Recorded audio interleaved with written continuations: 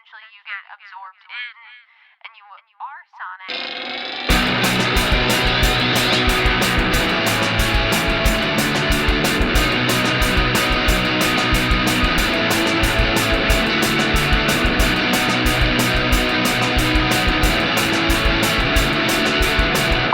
Hello, sir and/or madam. I'm Taylor Olmsted, and welcome to No Repeat. It is a podcast where your three future sons-in-law pick 3 songs that we think you'll appreciate every week to put on a playlist. It's like a mixtape, but on the internet. Joining me are my friends and esteemed co-hosts, Tyler Reed. Hey, Sean. Are you a beaver? And Sean Evans. Why, yes. Nice shoes. Tyler, what are we picking songs for this week? This week, we're challenged to find the perfect song for impressing your date's dad. Sent in by Reddit user wkos. Wkos? WKOS. And if you will submit your own challenges, you can DM us on Instagram or Twitter at NoRepeatPod, or you can send us an email at norepeatpod@gmail.com. Or on the weekly thread of your daily podcast on Reddit. You can do that too, I guess, now. Yeah. We're in the podcasting subreddit. Come find us. I really liked this challenge when wkos or WKOS or however you're supposed to say this submitted it to us, because it is really a distinct situation. Like, we have a lot of challenges around like making impressions and like, you know, songs that you want other people to hear that you like, but impressing your hypothetical future in-laws is kind of a big moment, you know? There's like Meet the Parents, but there's something different about like having music on. Like, I met my current boyfriend's parents multiple times before they finally came to the place that we now live in together, and we like hosted them. And in that situation, it's like this high pressure version of like, okay, everything has to be clean, the music has to be right, you know, fresh sheets on the bed, all the things, because you want to like show that you have your life together. Especially for us, because we live like 800 miles away from our in-laws, so they don't really see us all that often, maybe a couple times a year. So in thinking about that with this challenge, I was trying to pick things that like would not be intrusive, but were interesting and could be conversation starting, because the other thing that I tend to find with significant others' parents is you just need anything to talk about. Like, I don't know about you guys, but after the first like hour, it's kind of like, okay, start trotting out stories, start finding things like anecdotes, you know, because you want to like keep the conversation going, but you want to keep it solidly in the safe zone. You don't want to veer too far. And so I was trying to find something that was like conversational, but not going to push us too far in any one direction. But that was my logic. What were you guys thinking? Spoiler alert, I already have in-laws. Yeah? So This is true. Sean's been married for a few years now. He knows his wife's family quite well. I kind of like approach this at a different phase, because I can't say that I'm like, I mean, I've known my father-in-law for 7 or 8 years now, probably. And then I think it was like Thanksgiving this last year was like the first time that we actually had a conversation about music, where we like went around the table at Thanksgiving and we had, you know, we were all talking about it. Everybody was talking about music. That was like the first time that I actually heard him tell me what he likes. Like, he always plays music. He has it on for holidays. Their family has like Christmas classics that they continue to play all the time. You know, like they have their traditions that they do. Music playing at my family was basically never a thing. Like, my dad sings in a quartet. I was in marching band. I play the guitar. My brother is a dancer. He used to be in choir. He played the piano. He still does. Like, but we just never like ambiance the dinner with music. It just never did that. So coming into a family that kind of already has like a routine and a ritual is kind of weird to me, just because I was never used to that growing up. So like and we talked about this on the show. We probably had, if this is like your first show, or if you started at like episode 100, you might know that I want to just go out on a limb, and you have to tell me if I'm wrong. Basically, all 3 of us are brought up on like classic rock. Oh, yeah. Okay, like, and that existed probably in the car probably in music influences or like first CDs that you got or something like that. But my father-in-law he listens to different stuff than what my parents listen to. Like my dad, his music taste probably stopped in like circa 1979 or thereabouts. And I know that my father-in-law listens to modern music even today. And it's like a range of stuff. It's classical, it's like folk music and but folk music, like Scottish and Irish folk music stuff, all the way into like modern country. Like if I understand correctly, he's really into like 80s music, which is really cool.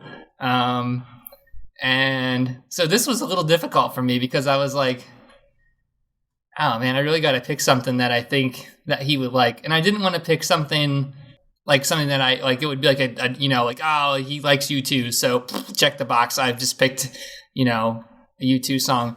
I wanted to find something from what our conversations have been, like what I think that he might like that I also like, right? Because it's not so much an introduction, but it has to impress him. And I kind of have the fortune of knowing his taste a little bit. So this is actually really hard. Like, I guess it was like, sometimes thinking about this challenge, you could have gone at it where if you don't know the person, like Tyler, I kind of envy your position in this challenge a little bit because you just have to bring something cool to the table that's maybe a conversation starter, right? Like you could assume that you don't have any knowledge about this person. They're like, hey, what's your favorite band? I know you're into music. You can kind of just be honest with them, right? Versus like actually this person being a member of their family now. It kind of, I don't know why, but the pressure was like on me a little bit more. I think too, it's also because I have like a huge amount of respect for my father-in-law, and I don't want him to think that I'm like a idiot. So I'm pretty sure he doesn't, but like, so I don't know. I just wanted to bring something that I thought he would like to. So it was kind of difficult. I agonized over this a lot more than I thought I was gonna agonize, because it was like, usually it's like picking for the challenge and picking for me, and now the challenge was picking for you and somebody else. And I wanted, like I said, to do something that was more new and not so much classic. So see, I had a very similar but inverted problem, I think, where my boyfriend's dad grew up and spent most of his life in Southern California. And then shortly after my boyfriend, his youngest, was born, they moved to Arkansas because it just became too unaffordable to live in California anymore. But along with the move to Arkansas came a bunch of lifestyle changes and career changes. And for a while, he became a temporary pastor at a church, like a fill-in pastor. And basically ever since then, he has listened to nothing but Christian music. And so his taste is like 60s and 70s and then contemporary Christian, and there is nothing else. And so I am like in this weird, unenviable situation where it's like, I could pick some like real Summer of Love hippie stuff, but it can't be like too druggy or trippy because, that would be un-Jesus-like. And so whenever I'm around him, I'm always like, I don't bring up music because I know that he doesn't listen to literally anything contemporary.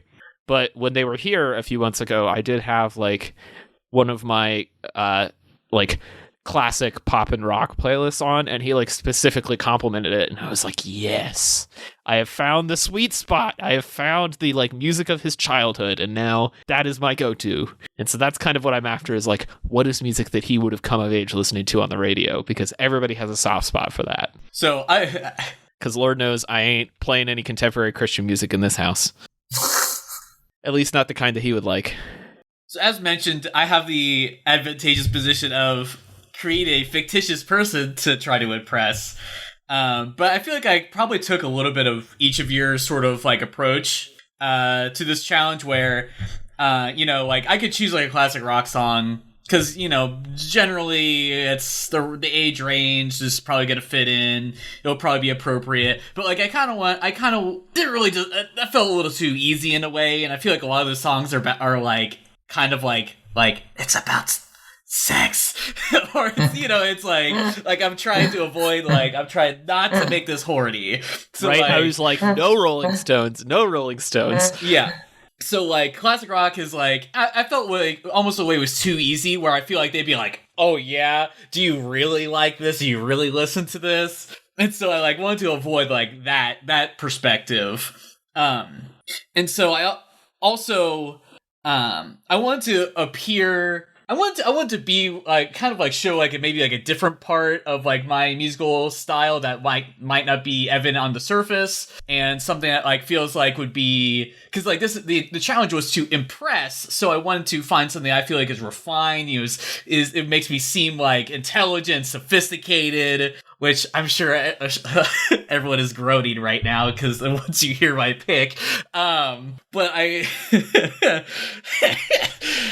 but and like I said, I kind of want to avoid any sort of like, because I feel like the music I normally listen to is usually like dancey music that's usually also kind of sexual. I also kind of want to avoid that. Like, so like that's just like I don't know what I could even pick from like my entire repertoire of music, because it's like, I'm not gonna go back to like my childhood. Like I'm not gonna play like a Less Than Jake song. Like there's so many like my catalog of music is so like cross-outable for like people that are like 40 years older than me. So I just kind of went with something that felt like would be a classic, that's something I could talk about at some length, and I think that would be, maybe new to them, and that might be fun, or if not, would be something a little different than they are used to listening to. Yeah. Well, who wants to go first? Oh, let's let Doofus go first. Me! Okay. I love that you assumed that you were Doofus. I know Go what right it ahead. means. Tyler Doofus Reed, what do you got? This week I chose Time Check by Buddy Rich.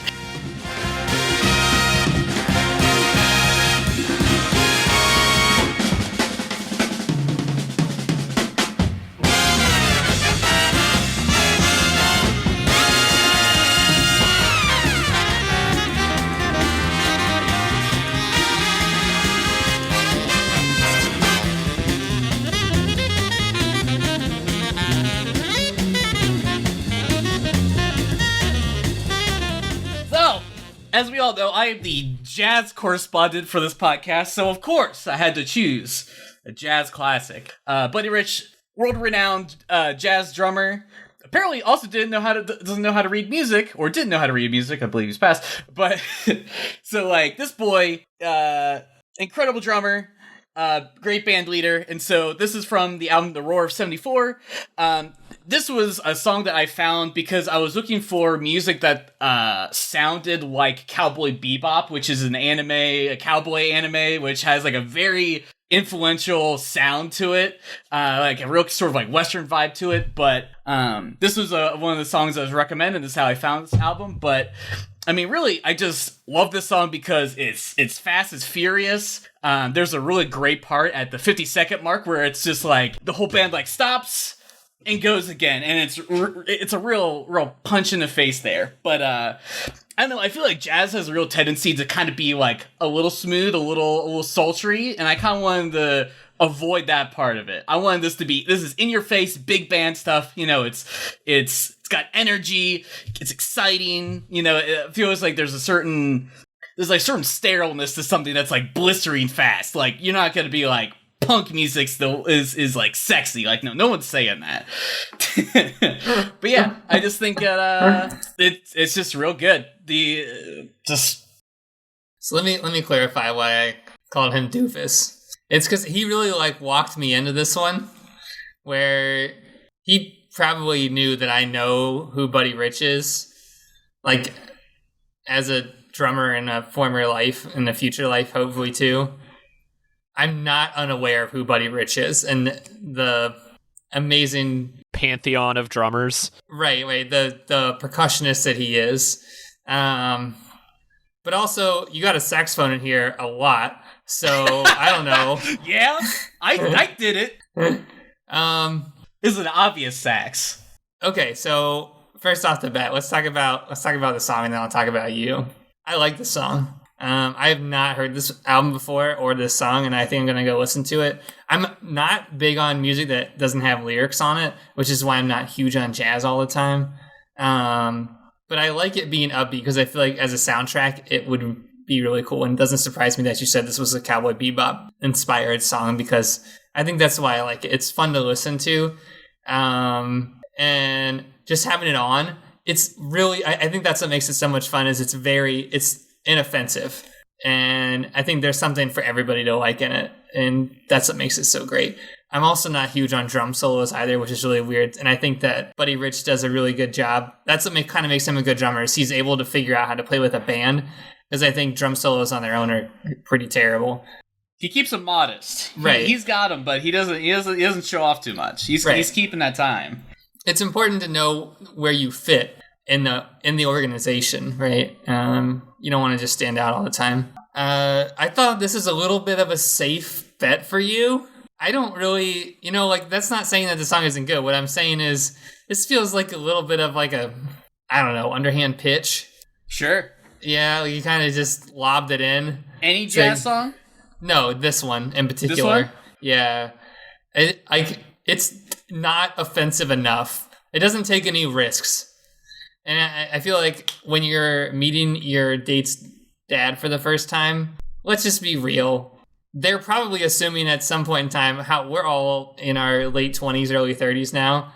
They're probably assuming that you're probably having relations with their child. Sure. Okay? Let's not lie. Sure. You can take a risk on music.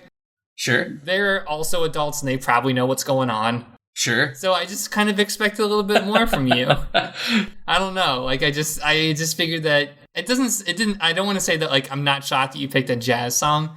I'm shocked that you picked such an inoffensive song. So that's an interesting take because I am actually going a different direction.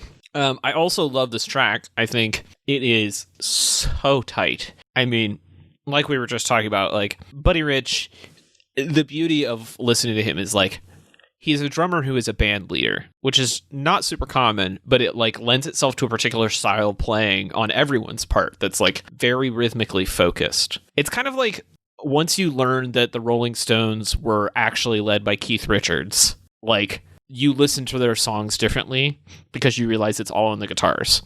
Listening to a Buddy Rich record, it's like it is all in the drumming. Very subtle emphasis in the drumming to indicate changes in mood and changes in the phase of a song. So in that way, like, yeah, great pick. This is a fantastic performance by Buddy Rich, and he's got a great band with him on this. The thing that bothers me about it for this challenge, though, is that I think it's a little too dense and a little too fast. I mean, it depends on the environment in which you are impressing your date's dad, right? Like, I'm by no means a jazz aficionado, and I definitely know less about jazz than you. But I think especially with jazz, like, knowing the right flavor for the room is important. And I just worry that in certain rooms, this would be a little too much. Like, you're not dancing, you're not motoring through the city. This might be a little bit much. However, if you're like picking them up from the airport and you're driving them around town, this might be fine. But I wouldn't put this on if we're like hanging out on the porch, having a conversation, which is most of the time that I spend with my boyfriend's dad because they live on a big plot of land in Arkansas and it's beautiful to sit out on the porch in the evenings and like have a glass of lemonade or whatever. But this wouldn't work for that. Like, it's too pumped up, it's too high energy. So I think like it just depends on the room is what is my concern with it. See, that was the risk that I think that I was taking, where I feel like Sean says I don't think that I didn't go far enough. I do think I went far in a specific direction, and that it's calling a lot of attention to itself. Yes. And so like if this is like the part of the day where you just kind of just want to sit and just kind of like not talk, might be good, but like if you're, I also acknowledge that this is probably very hard to talk over. Very difficult. This is a listening song. Like you said, though, there's some value in that, though. Sometimes you don't need to talk. Well, Sean, why don't you go next? All right. So this week I chose 2S by Father John Misty. Guess what? I love you. It's someone gotta clean up the mess. There's parties to end in the kingdom of men. Someone's gonna need a new dress. Listeners of the show will probably be familiar with the fact that I really like Father John Misty. I know that my sister-in-law and her wife are pretty familiar with Father John Misty too, so it's not really just putting it out there and critiquing myself for what I said to Tyler. I'm not really like batting out of my comfort zone here, but at the same time, I wanted to pick something that I thought that he would like, that I also liked. And I know that from the conversation that we had last Thanksgiving, I know that my father-in-law, whose name is Bob is into songwriters and he likes lyrics, and I really appreciate that. And one thing that I really like about Father John Misty is I think that he's a wonderful lyricist. I don't know if this song is the most over the top lyrically for him, because I just hold him in such high regard, Father John Misty, when it comes to lyricists, like his lyrics. But I think the song is really approachable, and I think it shows how good of a songwriter he really is. And I like that there's orchestral elements that are in this song too, and that it kind of moves and flows. And it's not just the Father John Misty that is kind of the indie rock folk man with an acoustic guitar. Like, he's a really astounding piano player. And I think this shows both of the sides of Father John Misty, where you can see his like country folk elements, but you can also see that he definitely is totally comfortable just in an all-consuming single-man show. And I think that Bob would really be into that. So that's why I picked this song. And I don't think this is on any one of his albums right now. I think this was just a single that was made for Sub Pop. I think the only thing that worries me about it a little bit is if you like this song, you might not really like a lot of the beginning Father John Misty stuff, because it sounds a little different. It's not as folksy. It's not as indie. It's a little more singer-songwritery, but that's why I like it, because I think if you can appreciate that, and if you think that this is a really good song for you, then you'll like the rest of Father John Misty stuff. And I feel like I like this song too because he's vulnerable, and I think that's a quality that I think that my father-in-law finds that he likes about music. And listening to the recommendations that he has given me is when artists are like true to themselves and vulnerable and open about their experiences. Like, he really appreciates that. So I think that's why this one kind of just rocketed to the top out of some of the other ones that I could have picked, which are some more indie bands that I really like. So yeah, this is a very different side of Father John Misty that I'm used to hearing as somebody who really only hears the singles. This sounds like if Elton John was going through a Brian Eno phase. It's a soulful piano ballad with lots of synths and noise and ambience to it, which of course is like right up my alley. It just tugged on my heartstrings immediately. And, you know, in that sense, I think it may be a little melancholy for the challenge, but knowing the context that your father-in-law is into singer-songwriter stuff, yeah, I think this is perfect. And it's definitely the kind of song that, like, I could see, like, especially if you're in a one-on-one setting, being able to be like, hey, I heard the song and I think you would like it, and like listen to it and have a conversation about it would be a really great piece for that. Like, it's not something that you would want to like put on while the whole family is like hanging out after dinner. Yeah. But if it's the two of you like sitting down and having a chat, this is great. And I think this is a really like powerful piece from Father John Misty here. It makes me want to kind of pay attention to his next album cycle, because I just haven't been all in on anything he's done yet. But if he's going in this more singer-songwriterly direction, I'd be into it. Yeah, I definitely feel like you have to kind of listen with your whole heart on this song.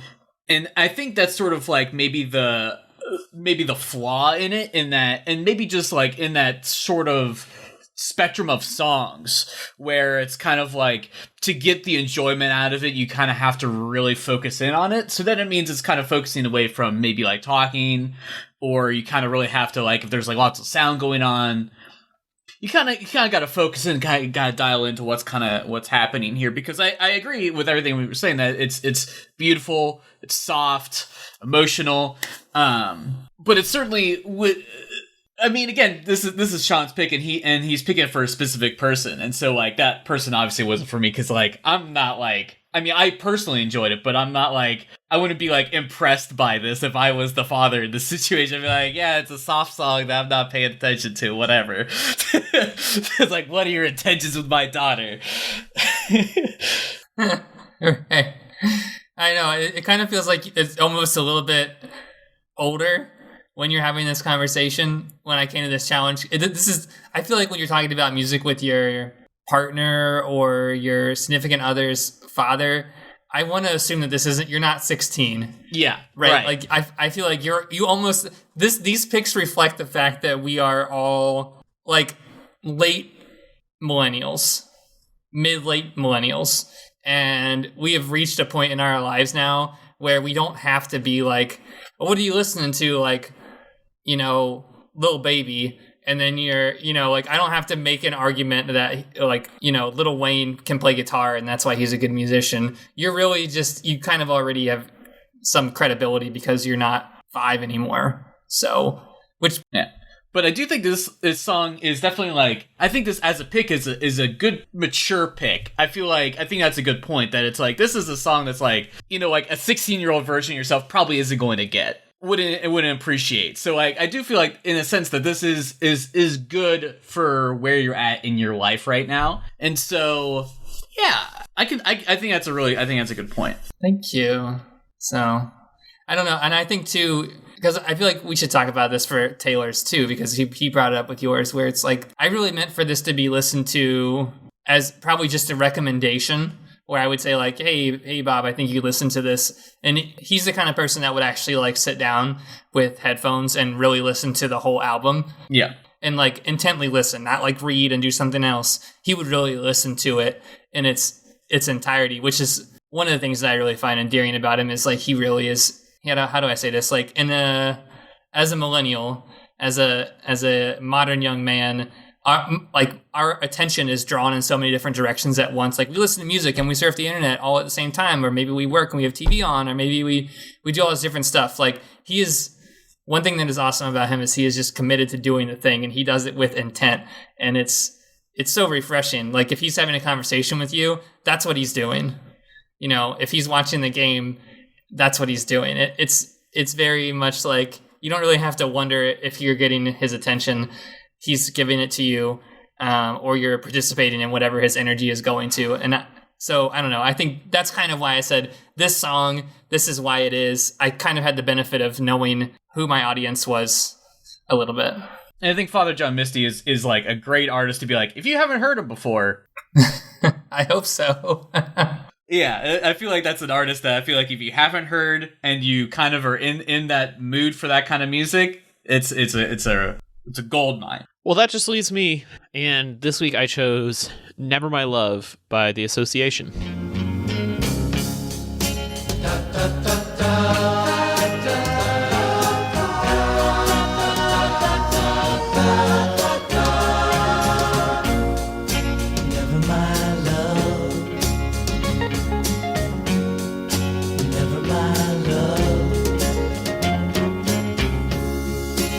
Say you fear I'll change my mind. I won't require you. Never My Love is a storied song.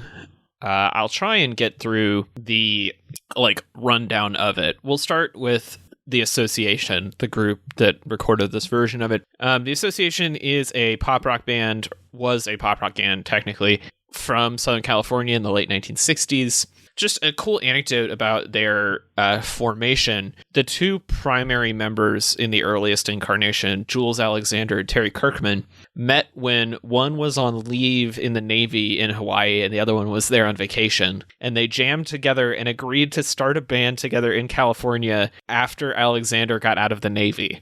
And sure enough, 3 years later, when he got out, they got back together in Los Angeles and started the association. From there, the association kind of grew into this like rotating cast of like super talented multi-instrumentalist musicians. But the key thing was that all of them always sang. And they became known for their really tight vocal harmonies, which unfortunately also meant that there was no lead singer and nobody for the public to really grab onto. And that combined with their very soft pop sound in the late 1960s really kind of led to them not having a whole lot of success as hard rock and blues rock became popular in like 68, 69. And so by 1971, the original version of the association is basically done for, which is unfortunate because they had some really great tracks in there, including Never My Love, which was written by Don and Dick Adrisi. And this recording, even though all of the members of the association could have easily played the instruments on this, most of the instrumental on this is done by members of what's called the Wrecking Crew, which is a loose collective of LA session musicians who played on like tons of famous records during this period. Beach Boys records, Shangri-Las, all of that stuff. So why do I tell you all this? I tell you all this because I think that it is both important to the song and your understanding of it, and important to how I would use this song strategically in a conversation with my boyfriend's dad. Because it's a period of music that he's very familiar with, and this song is still quite popular. It's in some charts listed as the second most played song in history, behind Hallelujah. According to BMI, I don't know that that's true, but it's an iconic song, and it has so much going for it that electric organ is so great. Those vocal harmonies are so tight and pristine and beautiful. And I just love the story of like, this is just kind of a group of people who were all in Southern California. They were all super talented. They wrote this one song that was like a number 2 record and a couple of other hits like Along Comes Mary and things. And then they all just kind of faded off to do other things. Some of them played with Frank Zappa. Some of them went off to other bands. Like, it was part of the Laurel Canyon period, which there's an amazing documentary on, I think it's on Amazon Prime or Netflix, called Echo in the Canyon, about this period where Jacob Dylan, Bob Dylan's son, goes back with a bunch of famous musicians and re-records a bunch of these songs, including this one, and just talks about like the massive influence this like 2-year period in Southern California had on pop music. And I think this song is kind of the epitome of that. And on the surface, it feels very unassuming. It's a song you've probably heard before. If you have it on in the background, you can talk over it because it's very middle of the road.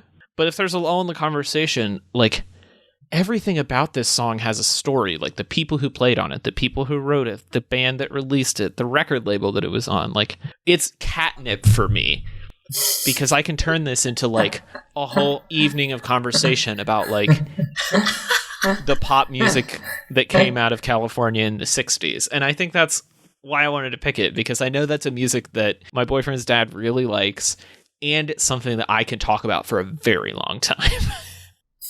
That's funny. This is 100% one of those songs that as soon as you explain it, you like it more. I agree. Cause this was sleepy music for me. I like listened to this like probably like 10 times. Like, I start the clock at 7 o'clock and I listened to them basically over and over again until 8 o'clock to get my feelings out. And this one, I was just like, I don't know. Doesn't sound like anything. It's When in doubt, pull up the Wikipedia page. I'm telling you. You're right, but that's what's kind of fun though, is now I have an even better reaction when you just tell me it, and now I'm like, wow, you are right. They are all harmonizing the entire time, which is sick because that's one of the things I love. That's why I like the Beach Boys, right? Because they do all those sick harmonies, and you're right, that organ is incredible. Wowee. I love the organ sound from that era of music. Goodness gracious. It feels like witchy stuff, but it's not. And that's kind of what I like about it. Anyway, but I think this is also indicative of why this is a perfect song for you, because I feel like this is definitely a treasure trove, as you said, of information. There's so much stuff you can talk about. You've already done it. I'm already just want you to just talk about this for another 10 minutes, because I'm like, oh, okay, because like this could go into all sorts of different directions. All right, you've convinced me.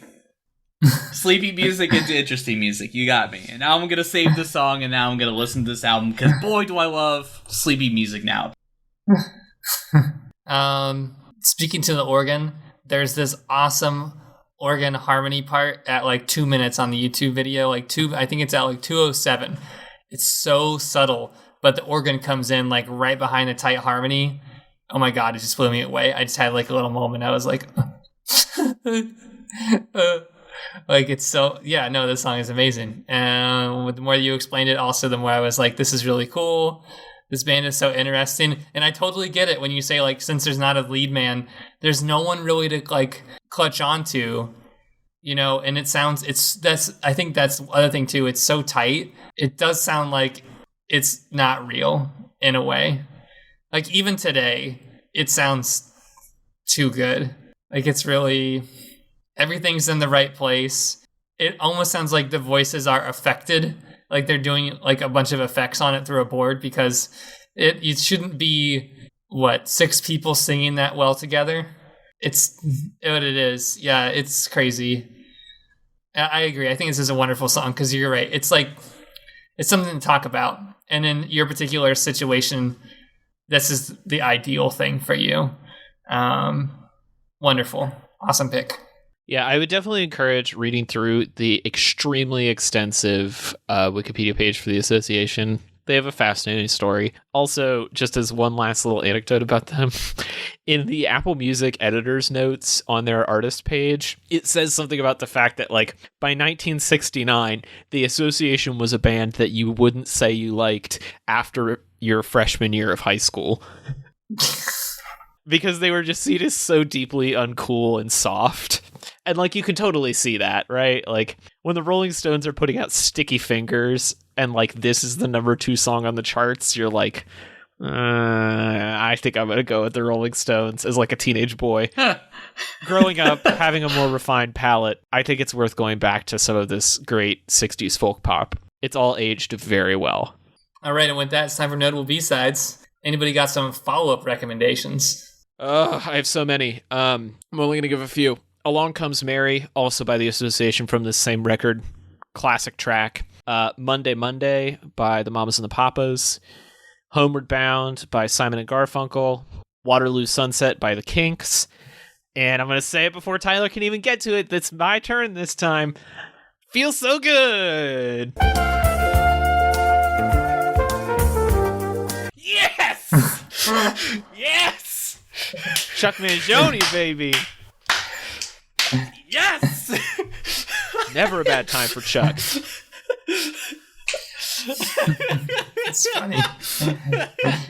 I'm rewatching King of the Hill right now, so we just got to just past Buckley's the explosion. Is this the second like song of legend? Is the second song of myth besides Bleed by Meshuggah is Feel So Good? Probably. It comes up a lot less, but yeah. But every time it does, you just have to appreciate, like, that song is just so good. It's so much better than it needs to be. This week I chose Prisma by Jan Johansson. It Could Happen to You by Ryu Fukui. What Are You Doing the Rest of Your Life by Bill Evans. Does Anybody Really Know What Time It Is by Grant Green. Classic. Mm-hmm. That's a great track. I mean, this song was my pick. I would be curious to... Okay, if you like this song, listen to... Crap, it just slipped my mind the name of Father John Misty's 2018 album. Pure comedy. God's Favorite Customer. You'll like it. It's very much along the same lines. It's a little bit more upbeat than that, but that's where I would go to. And I think just because I'm the kind of person that I would be curious to see what my father-in-law thinks about the albums that I like lately. Like, not all of them, but I think I would be interested to know what he thinks about, like Always, his last album. I would be interested to know what he thinks of Bladson. oh man, John Prine. Like that seems very up his alley too. I think that there's like Black Girl Motorcycle Club has kind of fallen away from the public spotlight as their appearances as commercial music for pickup trucks has kind of gone away. He thinks some of their older stuff, not so much the newer stuff, but the older stuff. It's not because I think the newer stuff is bad. I just think the older stuff is more rock and roll and has some cooler like heart and soul kind of effects to it, that kind of verge on the edge sounds. You know, like I continue to kind of go back to, but they play with some more older sounds, like I forget who the singer, what his name is, but his dad was a member of The Call, and I feel like they were heavily influenced by his dad's band, so they kind of had like that fun 80s, you know, bar rock kind of sound to them in the beginning. So yeah, go with that. Well, Tyler, if people want jazz recommendations from you, where can they get that? Hey everybody, you can find my design and illustration work at rudepets.club, and as always, you can find me on the socials as Rude Pets Club on Instagram and Twitter. Sean, if people want to meditate on the beauties of a Father John Misty song with you, where can they do that?